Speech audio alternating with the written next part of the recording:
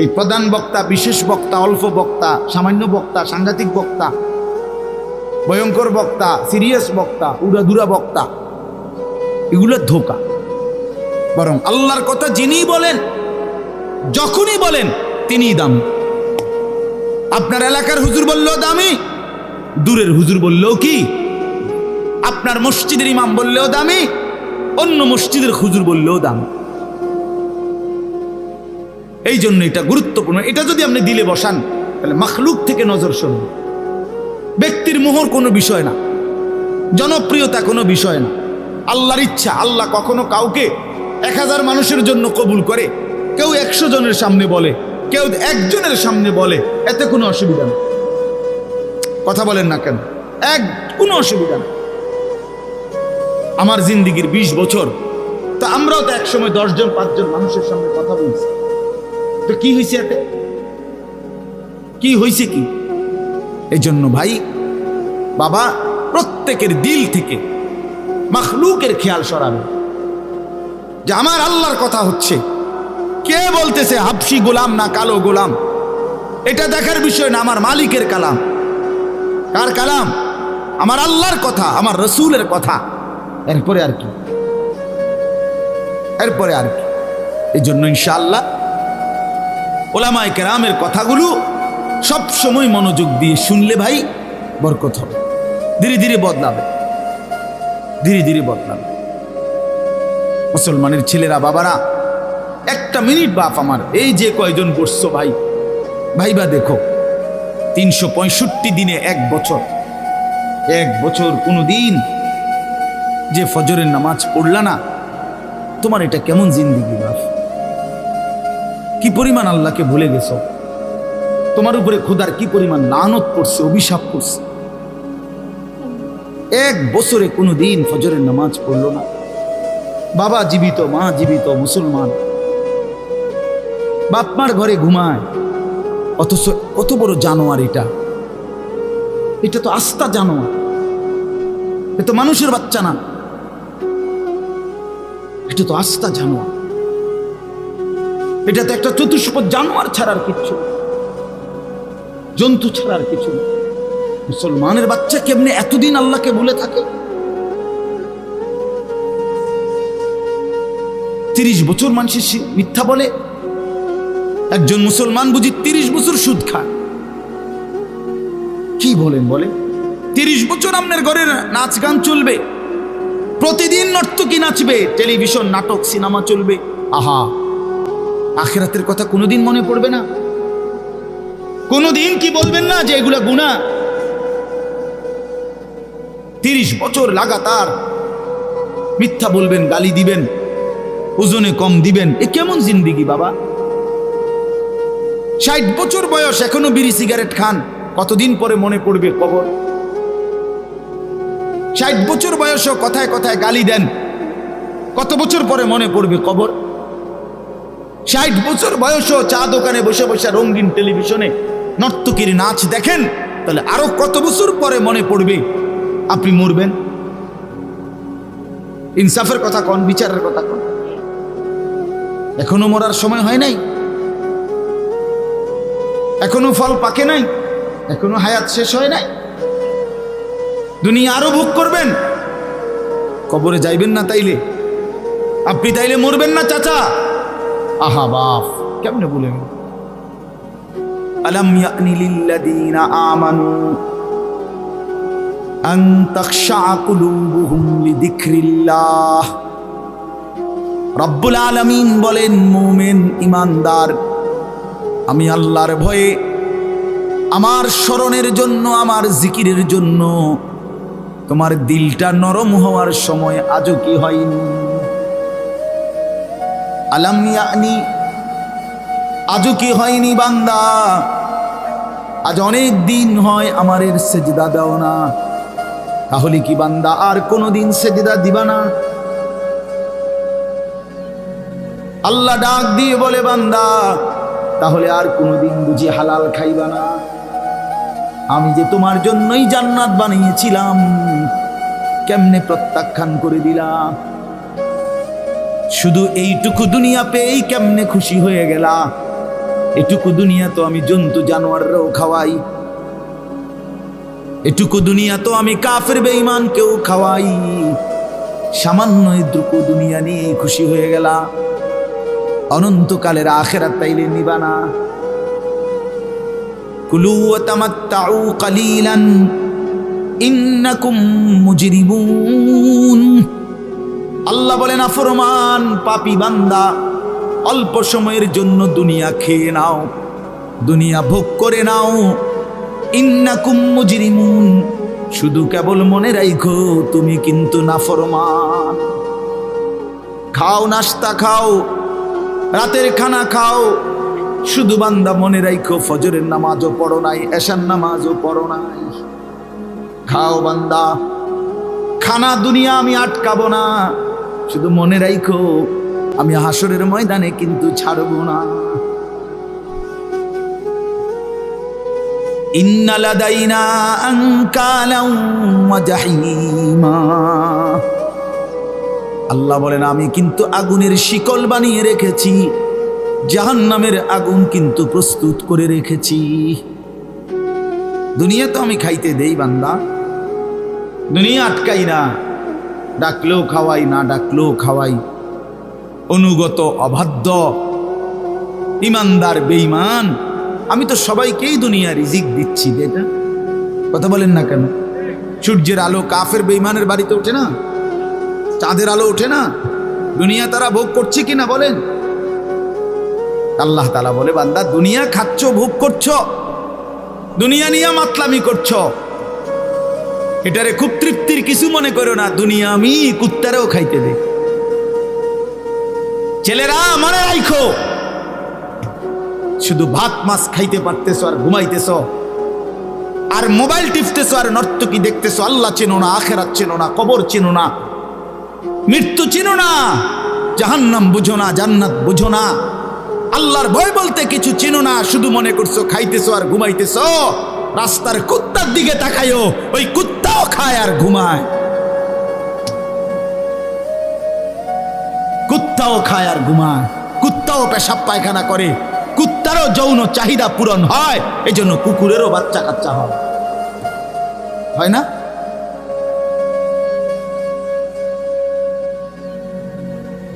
আল্লাহকে কেন ভুলে যাব আমরা? মালিক কেন ভুলে যাব? বানানেওয়ালা ভুলে যায় কিভাবে? একটা সেজদা দিতে মন চায় না, এক ওয়াক্ত নামাজ পড়তে মন চায় না। তুই কোন মানুষের বাচ্চা? তোরে জন্ম দিছে কয়ে? তুই মায়ের পবিত্র দুধের 2 বছর মায়ের পবিত্র দুধের অপমান করলি না ফরমান।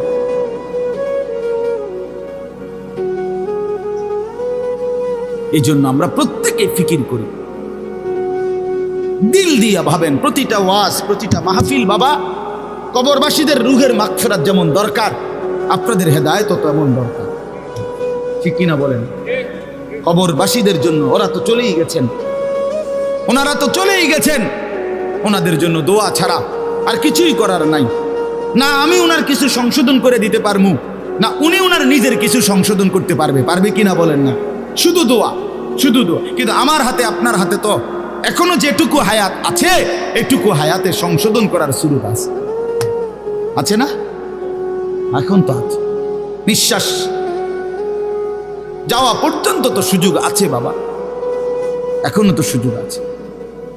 আল্লাহ তাআলা বলছেন নবী সাল্লাল্লাহু আলাইহি সাল্লামকে, বন্ধু আপনি আমার বান্দাদেরকে বললেন 90 বছর টানা আমার নাফরমানি করছে, 90 বছর পরেও যদি কোনো দিন বুঝতে পারে, সমস্ত গুনাহ ছেড়ে দিয়ে আর করবে না ওয়াদা দিয়ে, লজ্জিত আর অনুতপ্ত হয়ে যদি এক ফোঁটা চোখের পানি ফেলে, আমি আল্লাহ ওয়াদা দিলাম 90 বছরের গুনাহ একসাথে মাফ করে দেব।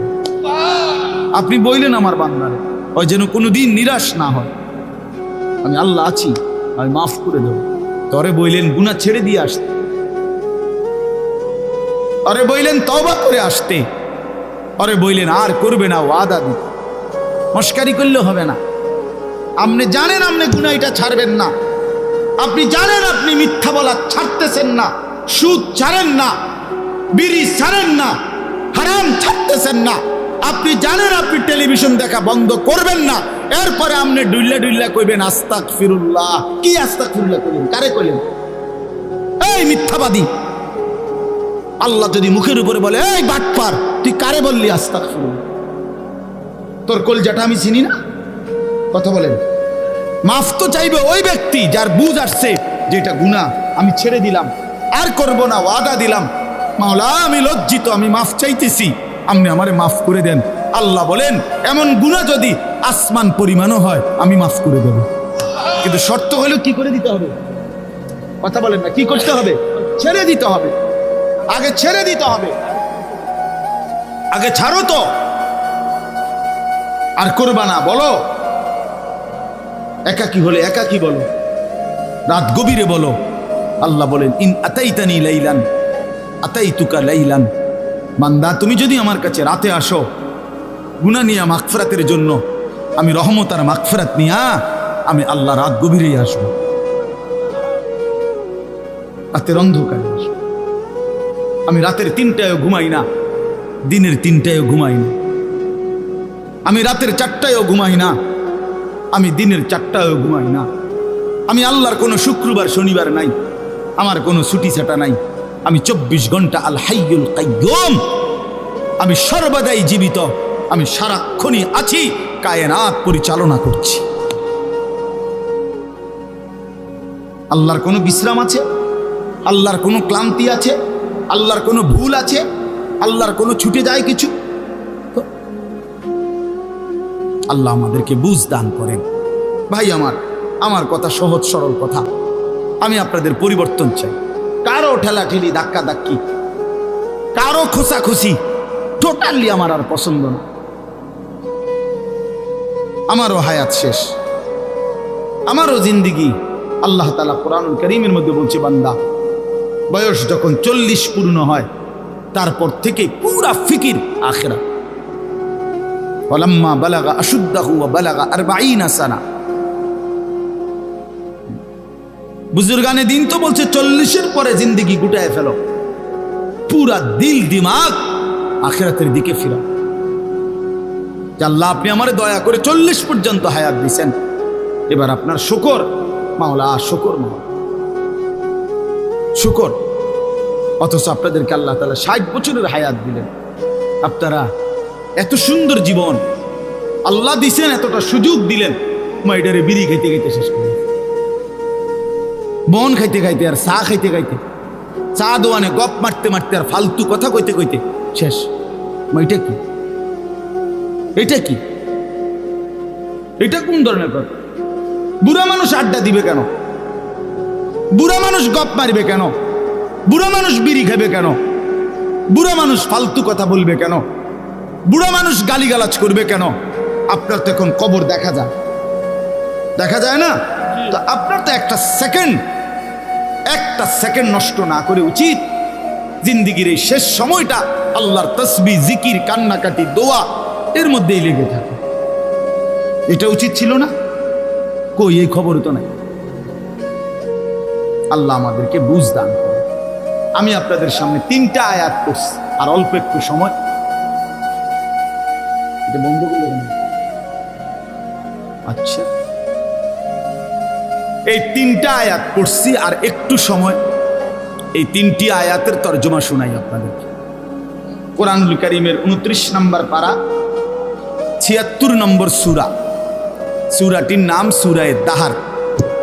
এই সূরার 3টি আয়াত, প্রথম 3টি আয়াত আপনাদের সামনে আমি তেলাওয়াত করেছি। এই 3টা আয়াত আপনাদেরকে এখন একটু শোনাই, একটু স্মরণ করানো, বিবেক জাগানো, এটাই মাকসাদ এই সূরার প্রথম 3 আয়াত। আমরা এই 3টি আয়াতের মধ্যে আল্লাহ তাআলা কি বলছেন এই কথাটা আগে সংক্ষেপে আমি আপনাদের এমনি একটু বুঝাই, তাইলেই দেখবেন তরজমা বললে আপনি সহজে বুঝবেন ইনশাআল্লাহ। প্রথম কথা হইল, আমরা যারা এখানে বসছি আমরা প্রত্যেকেই মানুষ, বলেন আলহামদুলিল্লাহ।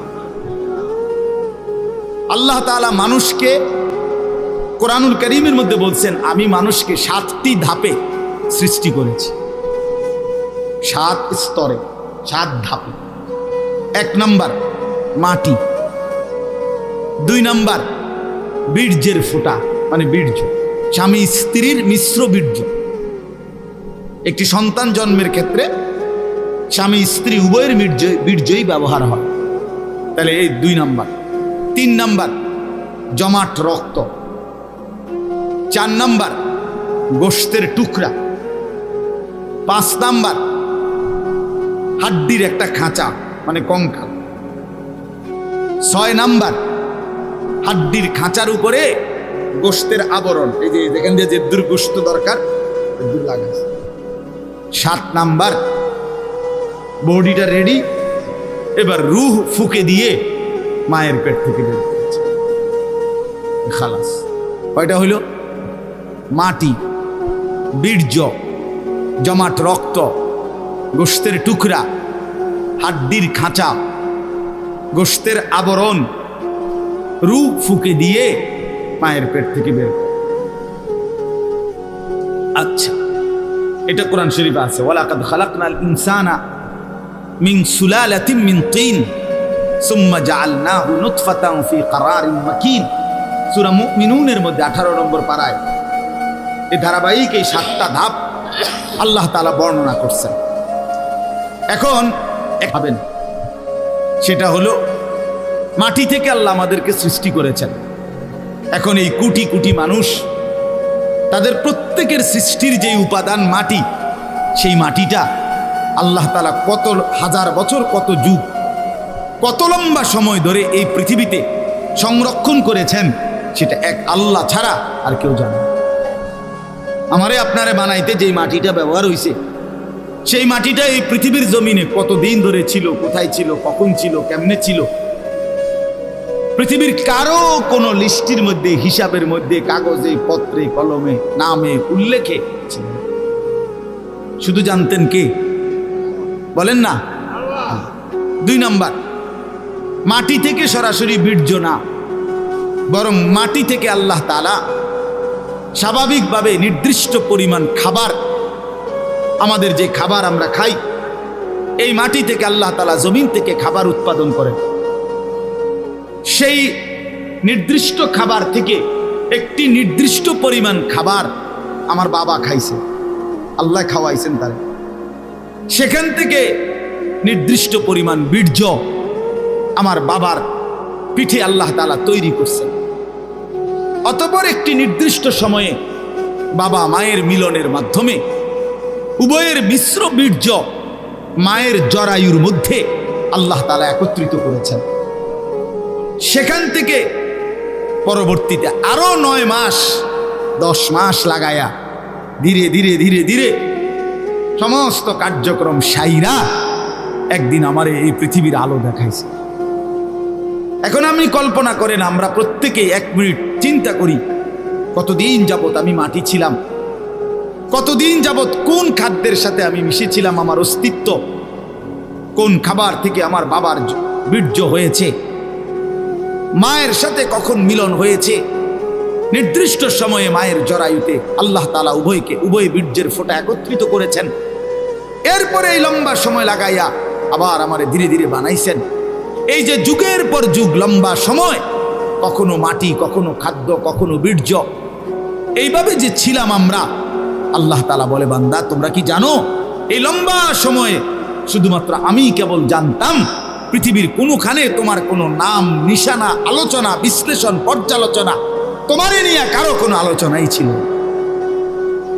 তাহলে এত লম্বা সময় ধরে, এত দীর্ঘকাল থেকে তোমারে আমি আগলাইয়া আজকে আমি মায়ের পেট থেকে তোমারে পৃথিবীর আলো দেখাইলাম, এতদিন পর্যন্ত তোমারে আমি সংরক্ষণ করলাম, তুমি কি একবারও জানতে চাইলা না আমি তোমারে এতদিন লাগাইয়া কেন বানাইলাম, এত যত্ন করে তোমারে কেন বানাইলাম, এত লম্বা সময় লাগাইয়া কেন বানাইলাম, কতদিন ধরে মাটি হিসাবে রাখছি তুমি তো জানো না, কেউ জানে না, কতদিন হিসাবে খাবারের মধ্যে রাখছি কেউ তো জানে না। এই যে লম্বা সময় লাগাইয়া তোমারে আমি বানাইলাম, মায়ের রেহেমের মধ্যে 10 মাস কেন লাগাইলাম আমি তো চাইলে, আচ্ছা আপনারাই বলেন, আল্লাহ তাআলা চাইলে কোন, এটা বললেই তো হয়ে যায়, ঠিক কিনা বলেন না? এটা আমরা সবাই জানি না। আল্লাহ তাআলা কোনো কিছু সৃষ্টি করতে চাইলে ঘন্টা 2-4 ঘন্টা লাগবে নাকি? মেশিন চালু করতে হবে নাকি? তাই আল্লাহ বলবেন কুন ফায়াকুন, হয়ে যায়। আরে হাদিসের মধ্যে আরো সুন্দর কথা আছে। নবী সাল্লাল্লাহু আলাইহি সাল্লাম বলেন আল্লাহ তাআলার ক্ষমতা এত বড়, এত মহান যে আল্লাহ তাআলা যদি কোনো কিছু বানাইতে চান তাহলে কুন, এই কুন বলতে 2টা অক্ষর, কাফ নুন পেশ, কুন মানে কাফ এবং কি নুন। আল্লাহ নবী সাল্লাল্লাহু আলাইহি সাল্লাম বলেন আল্লাহ তাআলা বানাইতে চাইলে কুন এটা পুরাটা বলতে হয় না, বরং কাফ এবং নুন এর মাঝখানে থাকতে থাকতে হয়ে যায়। মানে কোন শব্দটা পুরা কি করতে হয় না, শেষ করতে হয় না, তার আগেই হয়ে যায়। সুবহানাল্লাহ, এত বড় মহান ক্ষমতাধর আল্লাহ, সেই তিনি আমারে এত লম্বা সময় লাগাইলেন কেন? আমাদের তো একটু ভাবা উচিত ছিল ভাই। ছেলেরা আমার বাবা আমার, আর সবাই, আমিও ভাবি, আপনিও ভাবেন, একটা বার তো ভাবা উচিত ছিল এত লম্বা সময় লাগাইয়া। আমার যখন কোনো নাম নিশানা ছিল না, তখন আল্লাহ তাআলা একদিন আমারে বাবা মায়ের মিশ্র বীর্য থেকে ধীরে ধীরে আমারে মায়ের পেটে রেডি করলেন। কেন করলেন? কেন করলেন? বসে বসে মোবাইল টিপবা ভাই? এই জন্য শুধু কেবল নারী দেখবা, নর্তকী দেখবা, সারা রাত উলঙ্গ ছবি দেখবা, জেনা ব্যভিচারের আড্ডায় যাবা, মদ জুয়ার আড্ডায় যাবা, আর অসৎ বন্ধুদের সাথে সারাদিন আড্ডা দিয়ে এই সুন্দর হায়াত, এমন সুন্দর চেহারা, এমন চমৎকার নাক কান হাত পাওয়ালা বডি তিলে তিলে শেষ করে দিবা, নষ্ট করে দিবা। আহা আফসুস, এর জন্য আল্লাহ বানাইছে? হায় হায় বাপ, মাঝ বয়সী চাচা আপনারা বলেন জিন্দিগি আল্লাহ তাআলা কেন দিলেন? এই শুধুমাত্র 2টা ছেলে বিদেশ পাঠাইলেন, 3টা মেয়ে বিদেশ বিয়ে দিলেন, বাড়িতে একখান ঘর করিলেন, হ্যাঁ সোফা বানাইলেন, খাট বানাইলেন, কয়টা ফার্নিচার আসবাবপত্র বানাইলেন, খালাস। এরই নাম 60 বছর? আল্লাহ তাআলা জিন্দিগির 50টা বছর উপার্জনের ক্ষমতা দিচ্ছেন এই শুধু এই যে ফার্নিচার আর এই গদ্দুর কদ্দুর, এই কদ্দুরের জন্য? একজন মুসলমান হিসেবে এই শেষ, এই জীবন? বলে আল্লাহ তাআলাকে জানা দরকার, জিজ্ঞেস করা দরকার। তো আল্লাহ তাআলা এই সূরার মধ্যে সেই প্রশ্নের উত্তর দিছে, বান্দা একটি লম্বা সময় পার করে আমি আল্লাহ তোমাকে পৃথিবীর অস্তিত্বে এনেছি, তুমি শোনো আমি তোমারে কেন বানাইছি। আল্লাহ তাআলা বলেন হাল আতা আলাল ইনসানি হিনুম মিনাদ দাহরি লাম ইয়াকুম শাইআম মাযকুরা।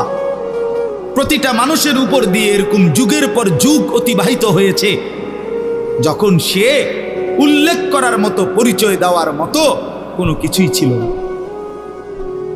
এই মাটিতে কার অস্তিত্ব কেউ বলতে পারবে?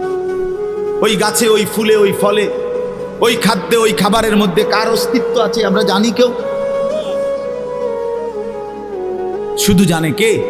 আল্লাহ বলেন শুধু আমি জানতাম। লাম ইয়াকুন শাইআম মাযকুরা, এই পৃথিবীর কারো কাছে তুমি উল্লেখ করার মতো ছিলাম। আগামী 50 বছর পরে, আগামী 30 বছর পরে কার ঘরে কোন সন্তান আসবে এখন বলেন?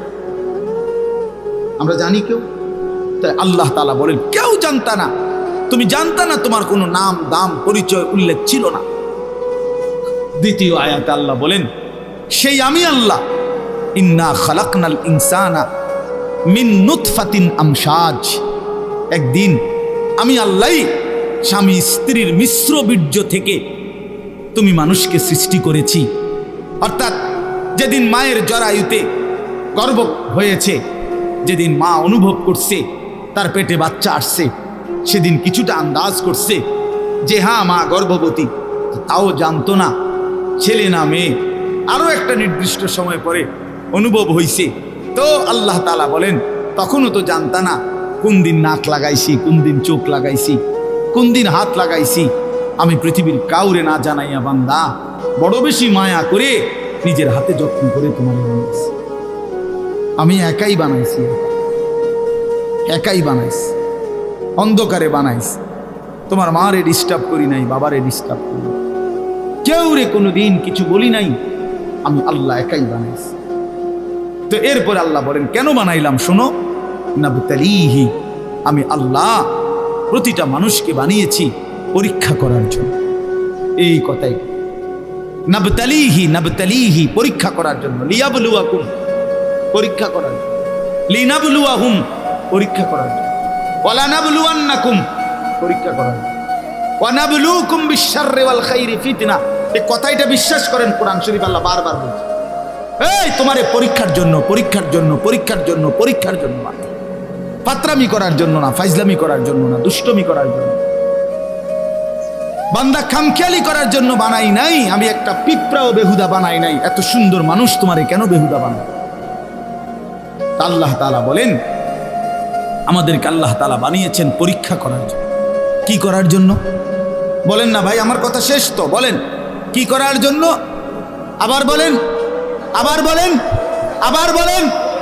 এখন প্রশ্ন হলো কি পরীক্ষা? আল্লাহ তাআলা বলেন পরীক্ষা হলো এই, আমি তোমার একটা নির্দিষ্ট হায়াত দিলাম, তাও কদ্দুর আমি জানি, তুমি জানো না। শুরুটা যেরকম তুমি জানো না, এখনটাও তোমার কইতাম না। 40 হোক, 50 হোক, 60 হোক, 30 হোক, 80 হোক, 90 হোক, 70 হোক, সেটা জানে শুধু কে? আল্লাহ।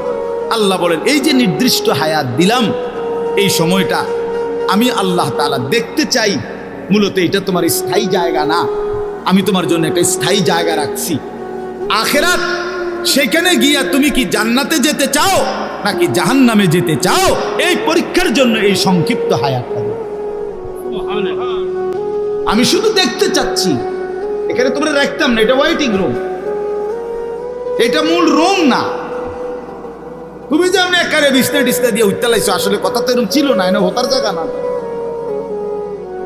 তুমি একেবারে ফাইলিং টাইলিং করিয়া, বিল্ডিং টিল্ডিং করিয়া, দরজা জানালা SS5 লাগাইয়া তুমি যে একটা বুঝ করে লইছ, তুমি তো মনে করছো আমার বাপ দাদা 14 গোষ্ঠী হয়তো মাটির ঘর আর বেড়ার ঘর আসিল দেখে মরিয়া গেছে, কিন্তু SS5 এর ঘরে তো মানুষ মরে না। না, SS5 এ মরে।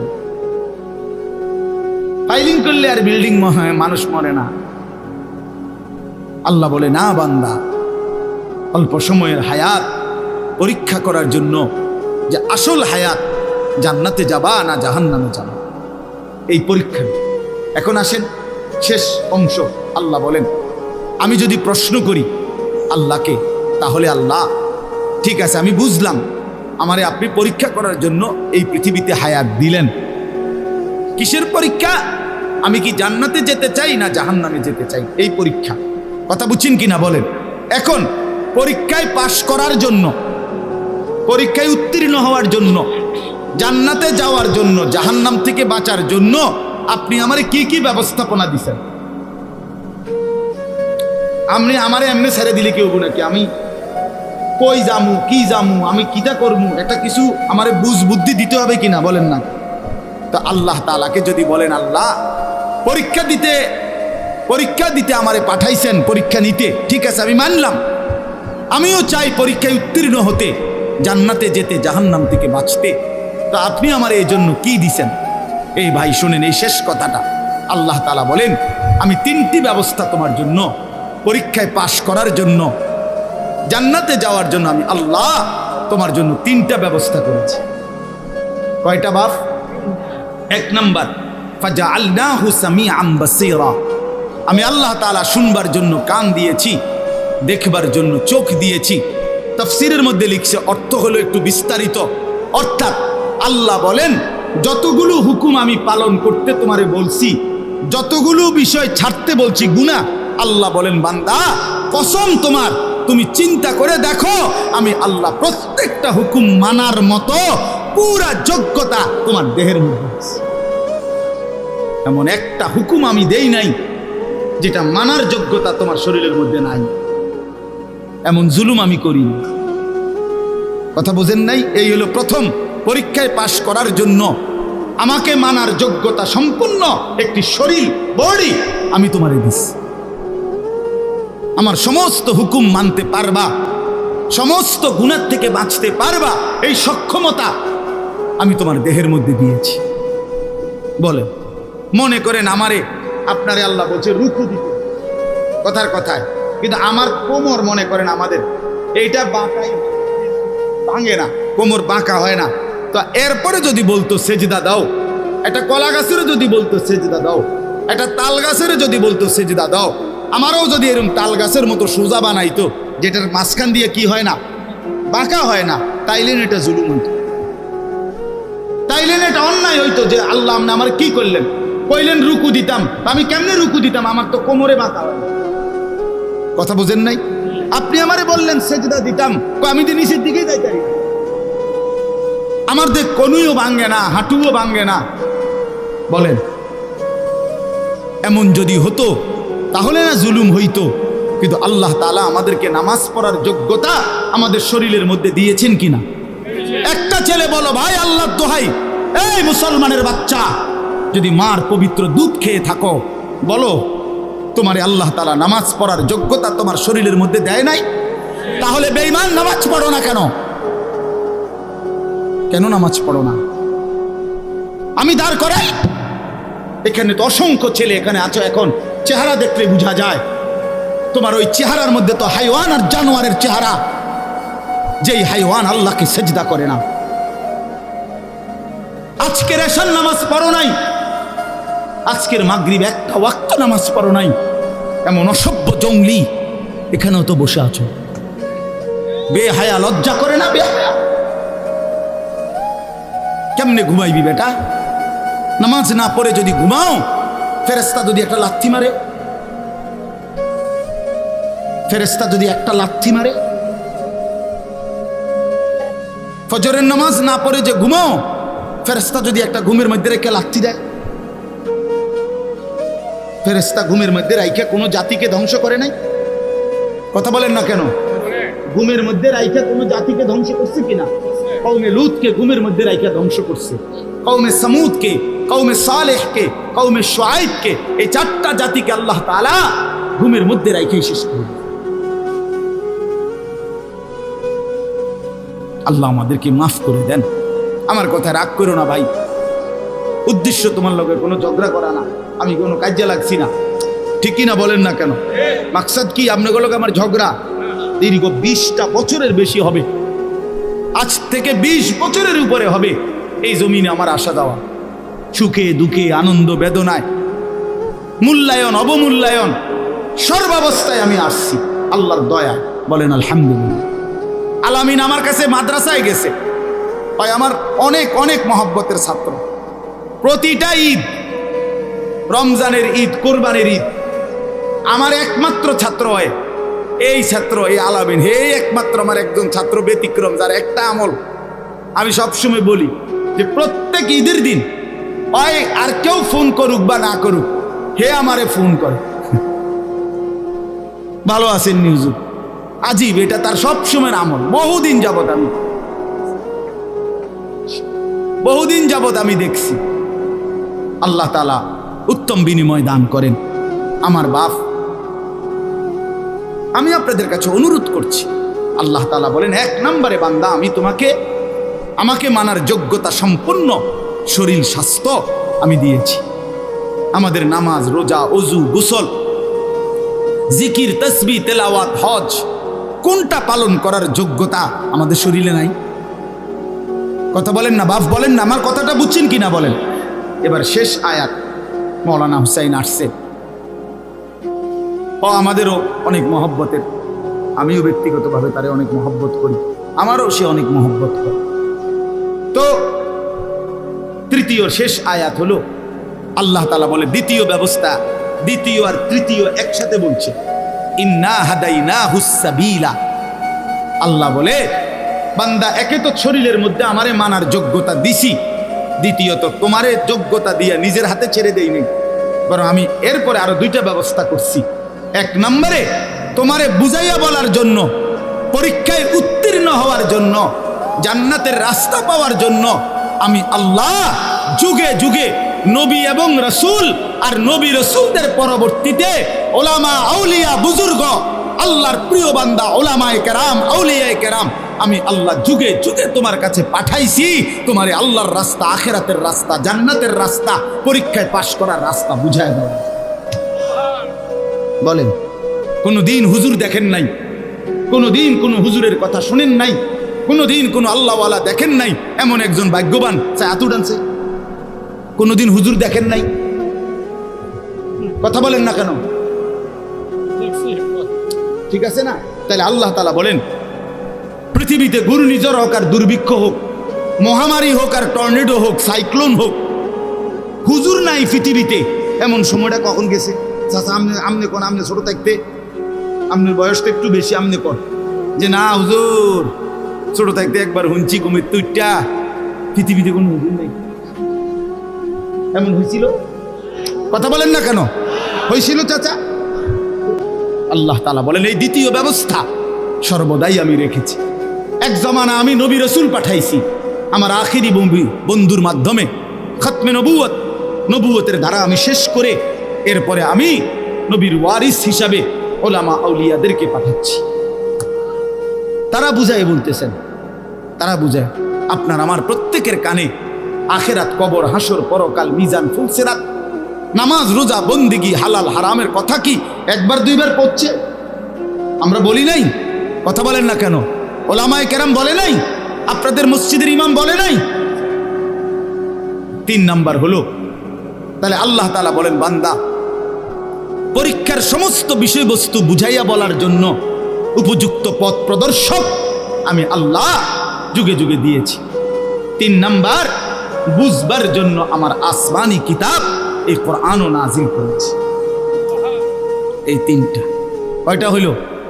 মানার মতো যোগ্যতা শরীরে দিছি, বুঝাইয়া বলার জন্য নবী রাসূল এবং তারপরে ওলামা আউলিয়া পাঠিয়েছি, আর বুঝবার জন্য কিতাব দিয়েছি। ইম্মা শাকিরা ওয়া ইম্মা কাফুরা। এবার শুধু আমি দেখতে চাচ্ছি, আমি আল্লাহ ব্যবস্থাপনা ঠিক করে দিছি, দুনিয়ার মধ্যে তোমার জন্য কিতাব দিছি, বুঝাইয়া বলার জন্য উপযুক্ত আলেম দিয়েছি এবং মানার মতো যোগ্যতা সম্পন্ন শরীর দিয়েছি। এবার শুধু আমি আল্লাহ দেখতে চাই, ইম্মা শাকিরা ওয়া ইম্মা কাফুরা, তুমি আমার অনুগত না অবাধ্য, তুমি আমারে মানতেছো না মানতেছো না। আমি শুধু এটা দেখতেছি, এ দেখে দেখে শুধু দুনিয়ায় খাওয়াইতেছি, পড়াইতেছি, এটাতে অসুবিধা নাই, কিন্তু অনুগত এবং অবাধ্যের ফায়সালা, পুরস্কার এবং শাস্তি আখিরাতে। ইন্না আ'তাদনা লিল কাফিরিনা সালাসিলা ওয়া আগলালা ওয়া সাইরা। এর পরের আয়াত আল্লাহ বলে, প্রতিটা অবাধ্য নাফরমান বান্দার জন্য আগুনের শিকল, আগুনের বেড়ি, জাহান্নামের আগুন রেডি রাখছে। ইন্নাল আবরারা ইয়াশরাবুনা মিন কাসিন কানা মিজাজুহা কাফুরা। আর প্রতিটা নেককার অনুগত বান্দার জন্য কাফুর মিশ্রিত সুগন্ধিময় শরাব আমি আল্লাহ আপ্যায়নের জন্য জান্নাতে রেডি রাখছি। রেডি, কথা শেষ আমার। অতএব বন্ধু আমার, বাপ আমার, আপনারা প্রত্যেকেই মৌলানার কথা শুনেন, একসাথে দোয়া করে তারপরে যাইয়েন। কষ্ট করছেন, একটু সময় আরো বসেন। তা আপনাদের কাছে আমার অনুরোধ হইল, আমি আপনি প্রত্যেকেই নিজের হায়াত নষ্ট করেন না। আমরা কেউ আরেকবার ফিরবো না, ফিরবো আবার আর ফিরবো আমরা কোনোদিন না রে বাপ, দুনিয়া একবারই আসা হয়। এজন্য দয়া করে হায়াতের কদর করে আল্লাহর হুকুম, রাসূলুল্লাহ সাল্লাল্লাহু আলাইহি সাল্লামের তরিকা, এর উপরেই জিন্দেগি কাটাবার চেষ্টা করেন। আল্লাহ তাআলা আমাদের প্রত্যেককে তৌফিক দান করেন। আজকের এই মাহফিলকে আল্লাহ তাআলা ভরপুর কবুল করে নেন। আগামী দিনেও এই মাহফিলের হসনে ইন্তজাম, সুন্দর ইন্তজাম করার তৌফিক দান করেন। আমিন। সুবহানাল্লাহ। আলহামদুলিল্লাহ।